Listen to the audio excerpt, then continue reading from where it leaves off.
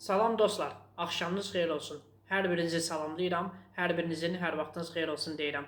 Mən Anar Hümmətli yeni çəkdiyim videoda fikirlərimi dəyərli izləyicilərimlə və dəyərli soydaşlarımla bölüşürəm. Dostlar, bugün 10 fevraldır. 10 fevral 1828-ci il.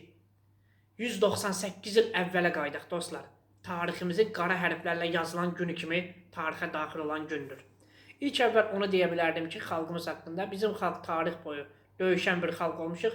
Həm döyüşməyimizdən əlavə ərazimiz daim qonşu dövlətlərin maraq obyektində olmuşuq. Bəli, maraq obyektləri hər zaman ərazimizə qarşı qəsbkarlıq, talançılıq, soyğunçuluq məqsədilə işğalçılıq yürüşləri edən dövlətlər olub. Yəni bunun biri şimaldan Rusiyadır, qonşu Rusiya, digər cənubdan da İrandır, İslam Respublikası. Bununla bağlı fikirlərimi sizlərlə bölüşürəm. İlk əvvəl onu deyim ki, Rusiya ilə İran arasında iki müharibə olub. Biri 1804-1813-cü illər, biri isə 1826-1828-ci illər. Bununla bağlı fikirlərimi sizlərlə bölüşürəm. İlk əvvəl onu deyərdim ki, 1804-1813-cü illər müharibəsi birinci Rusiya-İran müharibəsi kimi tarixə daxil olub. Bu Rusiya-İran müharibəsində dostlar, özgə torpaqlarının bölüşdürülməsi uğrunda gedən mübarizə idi. Yəni ki, Rusiya-İran müharibə aparır bizim ərazimiz uğrunda. Bizim necə deyə işğal etmək üçün, öz aralarında bölüşdürmək üçün.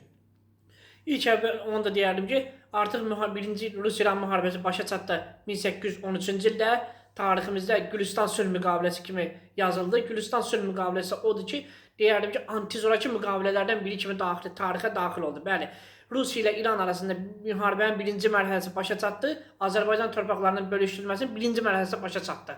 Bəli, bax, bugünkü gündə həm Gülüstan sülh müqaviləsi dostlar, həm də ki, Türkmənçay sülh müqaviləsi bizim tarixin qara hərflərlə yazılan bir günüdür. İkinci mərhələsi isə 1826-1828-ci illər və 1826-28-ci illərdə Rusiya ilə İran arasında ikinci mərhələ başlayan müharibənin və bu da yenə bizim ərazimiz uğrunda gedən müharibədir. Və nəhayət 1828-ci ildə Türkmənçay sülh müqaviləsi ilə xalqın faciəli tarixi bir dövr başladı. Yəni faciəli tarixi bir dövr nədir? Türkmənçayda sülh müqaviləsi bağlandı Rusiya ilə İran arasında. Rusiya ilə İran müharibəsinin ikinci mərhələsi başa çatdı. Bununla da şimal qaldı Rusiyanın tərkibində, cənub da İranın tərkibində qaldı. Bunda bizim torpaqlarımızın bölüşdürülməsi və tariximizin qara hərflərlə yazılan müqavilələrindən biri daxil oldu. Bizim tarixdə çox qara hərflərlə yazılan müqavilələr olubdur.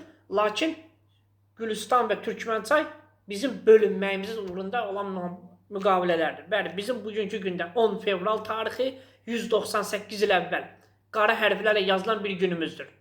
Bəli dostlar, bu tarix unudulmur və unudulmayacaqdır. İstər 198 olmasın, 298 olsun və neçə əsrlər keçsin. Bu tarix unudulmaz bir tarixdir. Yəni, Türkmənçay sülh müqaviləsi bizim xalqın qara taleyi olan bir sülh müqaviləsidir. Mənim fikirlərim bununla bağlı bu qədər idi. Diqqətinizə görə təşəkkür edirəm.